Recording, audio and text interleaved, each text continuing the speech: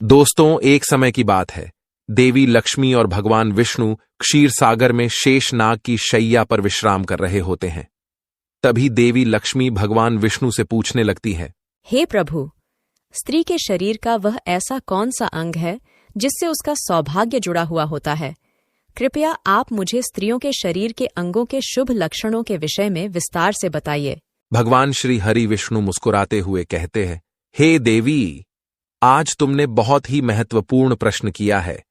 इस संसार में एक स्त्री का महत्व सबसे बढ़कर होता है।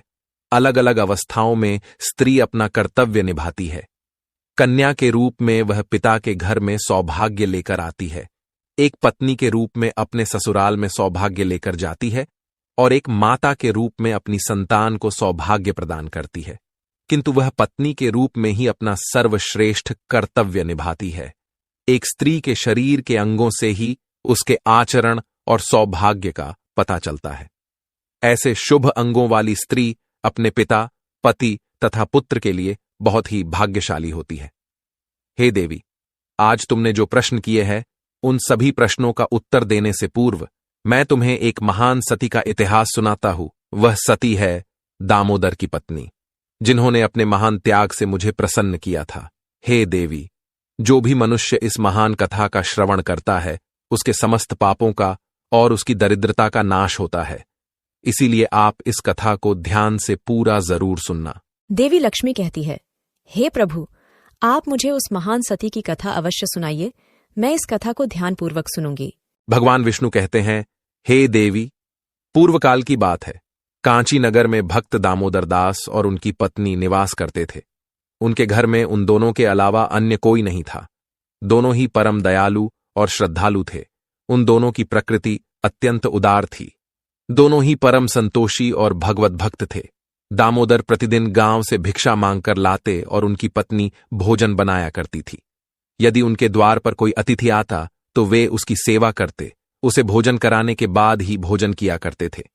यदि कोई अतिथि नहीं आता तो वे पशु पक्षियों को उनका भाग देकर भगवान का नाम लेकर बड़े ही प्रेम से भोजन का आनंद लेते थे। उनके मन में किसी भी प्रकार का द्वेष और अहंकार नहीं था। उन्हें भिक्षा में जो कुछ भी मिल जाता, उसी से वे दोनों संतुष्ट रहा करते थे। अधिक की कामना भी नहीं करते थे। यदि उन्हें भिक्षा भी नहीं मिलती तो भी वे ईश्वर का धन्यवाद करते हुए शांति से जल पीकर सो जाया करते थे। उनके पास असंतोष और अशांति भटक भी नहीं पाती थे। उनके अंदर भगवान के प्रति दृढ़ विश्वास और श्रद्धा थी। इसीलिए उन्होंने कभी अपनी गरीब परिस्थिति के लिए भगवान को नहीं कोसा। फिर एक दिन दामोदर दास भिक्षा मांगने के लिए घर से निकलते हैं।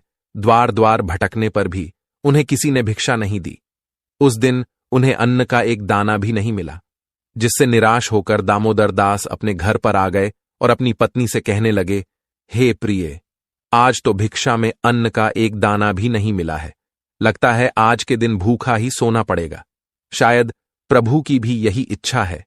फिर उतने में ही उनके द्वार पर एक अतिथि आ जाता है और द्वार पर खड़ा होकर कहने लगता है, घर में कौन है भैया? मैं अतिथि हूं और अत्यंत भूखा हूं। मुझे खाने के लिए कुछ दो। मैं तुम्हारे द्वार पर बड़ी आशा लेकर आया हूं।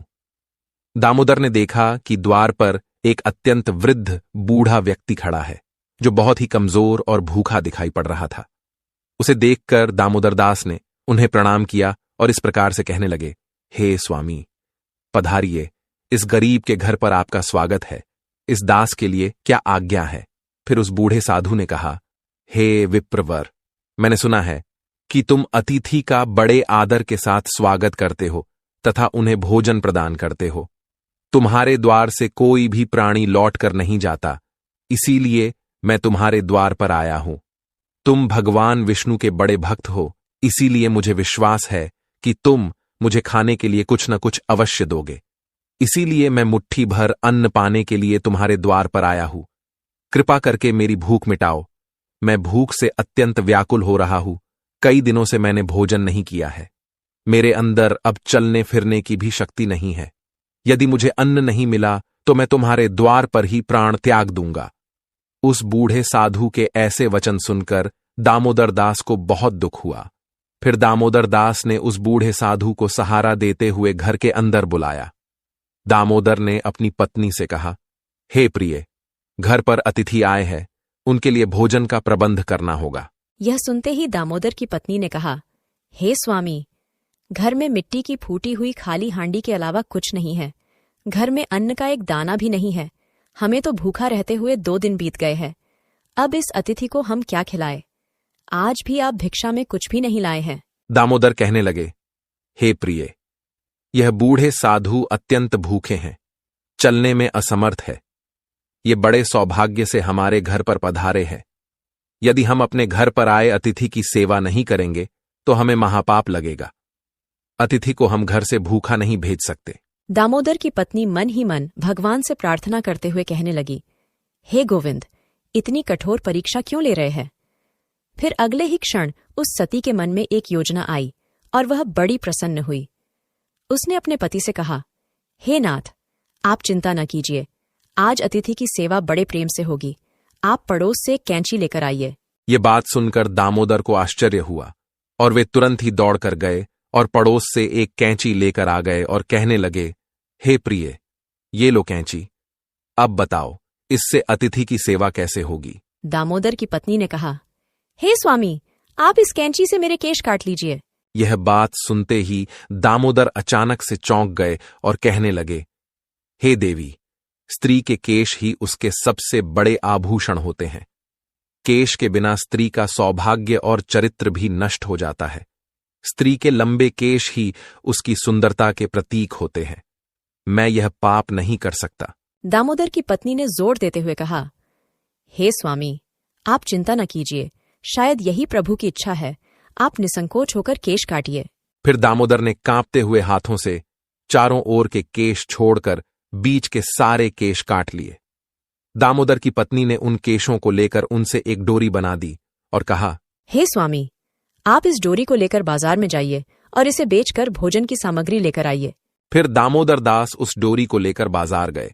सौभाग्य से वह डोरी तुरंत ही बिक गई। उसे प्राप्त धन से दामोदर ने चावल, दाल, आटा, घी, चीनी और सब्जी आदि सभी आवश्यक सामग्री खरीद ली और उसे लेकर बड़ी ही प्रसन्नता से लौटकर घर आ गए। फिर दामोदर की पत्नी ने बड़ी शुद्धता और प्रेम से रसोई बनाई। उन्होंने घर आए उस बूढ़े अतिथि को आसन पर बड़े आदर और प्रेम के साथ बिठाया। उस साधु को बूढ़ा समझकर दामोदर की पत्नी ने उसे थोड़ा ही भोजन परोसा, किंतु वह साधु तो बड़ा ही विचित्र था। जब उस साधु ने भोजन करना शुरू किया तो कुछ ही क्षणों में उसने परोसे हुए भोजन को खाकर समाप्त कर दिया। उस सती ने फिर से थोड़ा भोजन परोस दिया। थोड़ा थोड़ा करते हुए उस साधु ने दामोदर की पत्नी ने बनाई हुई सारी रसोई खा ली और फिर अपने पेट पर हाथ रखते हुए कहने लगा, तुम दोनों की सेवा से मैं बहुत प्रसन्न हुआ। आज अनेक दिनों बाद मुझे इतना भोजन प्राप्त हुआ है। तुम्हारे बारे में जो कुछ भी सुना था वह सत्य ही था। आज मेरी तृप्ति हुई है, किंतु मेरा शरीर बहुत बूढ़ा हो गया है।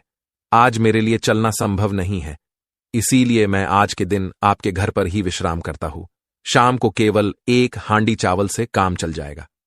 उस साधु के द्वारा इतना कहते ही दामोदर ने कहा, जो आज्ञा महाराज, आप विश्राम कीजिए, मैं शाम के भोजन का प्रबंध किए देता हूं। इतना कहकर दामोदर अपनी पत्नी के पास गए और उससे कहने लगे, हे प्रिय, हमारे अतिथि में चलने की शक्ति नहीं है, इसीलिए वे आज हमारे घर पर ही विश्राम करेंगे। किंतु अब संध्या के भोजन का क्या होगा? संध्या को भोजन हम कहां से बनाएंगे? यह सुनते ही दामोदर की पत्नी ने कहा, हे स्वामी, चिंता की क्या बात है? मेरे केश अभी भी बाकी है।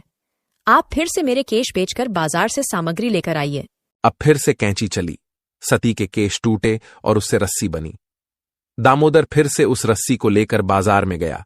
सौभाग्य से वह भी बिक गई और उसने उस धन से भोजन की सामग्री खरीद ली और लेकर घर लौटकर आ गया। दामोदर की पत्नी ने शाम का भोजन बनाया और उन्होंने अतिथि को आदर से आसन पर बिठाया और भोजन परोसा। अतिथि ने थोड़ा थोड़ा करते करते 1-1 चावल छट कर लिया और देखते ही देखते सारा भोजन खा लिया। फिर वह बूढ़ा अतिथि कहने लगा, अरे भाई, आज बहुत थक गया हूं, रात के लिए यहीं पर सो जाता हूं, सुबह उठकर चला जाऊंगा। यह सुनकर दामोदर ने कहा, ठीक है महाराज, आपकी जैसी इच्छा, आप आज हमारे घर पर ही विश्राम कीजिए। वह बूढ़ा अतिथि दामोदर के घर पर ही विश्राम करने लगा। दामोदर और उसकी पत्नी दोनों ही उस बूढ़े अतिथि की सेवा करने लगे, उनके चरण दबाने लगे। चरण दबाते दबाते रात बीतने लगी। वह अतिथि भी सो गए। वे बड़े ही विलक्षण साधु थे। असलियत में तो वे तीनों लोकों के स्वामी थे, किंतु उन्हें उस दामोदर के घर पर पत्तों के बिस्तर पर सोकर अपार शांति और सुख की अनुभूति हो रही थी।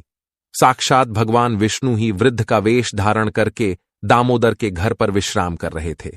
उन साधु महात्मा को सोता हुआ देखकर दामोदर धीमी आवाज में अपनी पत्नी से कहने लगे, हे प्रिय, बाबा बहुत बूढ़े हैं, इनका शरीर बहुत ही कमजोर है, शायद कल सवेरे भी इनसे चला नहीं जाएगा। कल मैं सुबह जल्दी उठकर भिक्षा मांगने के लिए चला जाता हूं और हम साधु बाबा को भोजन खिलाकर उनकी सेवा करेंगे।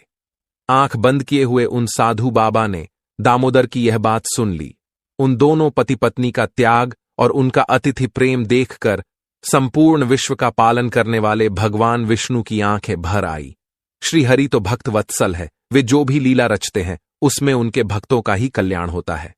पैर दबाते दबाते वे दोनों ही पति पत्नी साधु बाबा के चरणों के पास ही सो गए। फिर साधु बाबा ने उस दामोदर की पत्नी के सिर पर हाथ फेर दिया। हाथ फेरते ही उस सती के सिर पर काले घने और लंबे बाल उग आए। फिर उन्होंने दामोदर के शरीर पर हाथ फेर दिया, जिससे दामोदर स्वस्थ तथा अत्यंत पवित्र हो गए। भगवान ने दामोदर की झोपड़ी में दृष्टि घुमाई तो वह उसी क्षण में एक विशालकाय महल में बदल गई। उस महल में अनंत रत्न सुवर्ण माणिक मोती एकत्रित हो गए और फिर भगवान बोले, हे सती, तुम्हारी भक्ति और समर्पण से मैं अत्यंत प्रसन्न हूं। आजीवन तुम दोनों अपनी साधना पूरी करके वैकुंठ लोक जाओगे। मैं छाया की तरह सदैव तुम दोनों के साथ रहूंगा। इतना कहकर भगवान विष्णु उस स्थान से अंतर्ध्यान हो गए।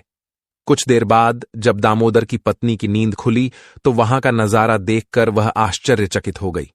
कल की सारी घटना उसको याद थी। अचानक से केस कैसे उगाए, ये दुर्लभ वस्त्र, आभूषण, अनमोल रत्न, यह महल अचानक कहां से आ गया। उसने तुरंत ही अपने पति को जगाया। जब दामोदर ने यह सब चमत्कार देखा तो उसे भी अपनी आंखों पर विश्वास नहीं हुआ। वे दोनों ही एक दूसरे की ओर देखकर सोच में पड़ गए। फिर दामोदर ने अपनी पत्नी से कहा, हे प्रिय, कल हमारे घर पर आए हुए वह बूढ़े साधु कहां पर गए। दोनों ने उन साधु महात्मा को चारों ओर देखा, लेकिन वे उन्हें कहीं पर भी दिखाई नहीं पड़े। दामोदर ने हर्ष से प्रफुल्लित होकर अपनी पत्नी से कहा, हे प्रिय, वे कोई सामान्य अतिथि नहीं थे, वे साक्षात करुण सिंधु भगवान विष्णु ही थे। यह सारी विभूति सुदामा की तरह ही उन्होंने हमें भी प्रदान की है। हम दोनों ही उन्हें समझ नहीं पाए। भगवान विष्णु कहने लगे, हे देवी, इस प्रकार से दामोदर की पत्नी ने एक स्त्री के सबसे महत्वपूर्ण आभूषण का त्याग करके अपनी भक्ति की परीक्षा दी। एक स्त्री के लिए उसके केश सबसे महत्वपूर्ण आभूषण है। केश गंगा के समान पवित्र है। स्त्री के बाल लंबे होने से उसे सौभाग्य की प्राप्ति होती है। जिस स्त्री की हाथ की उंगलियां गोल, लंबी, पतली व मिलाने पर छेद रहित, कोमल तथा लाल रंग की हो, वह सुख व भोग पाने वाली होती है। जिसके नाखून लाल, कोमल, ऊंचे और चिकने हो, वह ऐश्वर्य प्राप्त करती है। जिस स्त्री के गर्दन में 4 अंगुल नाप की साफ 3 रेखाएं हो, तो वह गहनों से सजी रहती है। जिस स्त्री की भौहें ऊंची, कोमल, सूक्ष्म, आपस में मिली हुई व धनुष के समान है, वह भी सुख व सौभाग्य देने वाली होती है। भगवान विष्णु के अनुसार यदि किसी महिला का चेहरा गोल होता है और उसकी नाभि दाईं ओर झुकी हुई है, वो आगे जाकर भाग्यशाली होती है और प्रसिद्धि प्राप्त करती है। तो दोस्तों, इस प्रकार से भगवान विष्णु ने देवी लक्ष्मी को स्त्री के लंबे बालों का महत्व बताया है। उम्मीद है आपको यह जानकारी अच्छी लगी होगी। वीडियो को लाइक जरूर करें। कमेंट में जय श्री हरि विष्णु, जय मां लक्ष्मी जरूर लिखें। साथ ही चैनल को सब्सक्राइब करें। आप सभी का धन्यवाद।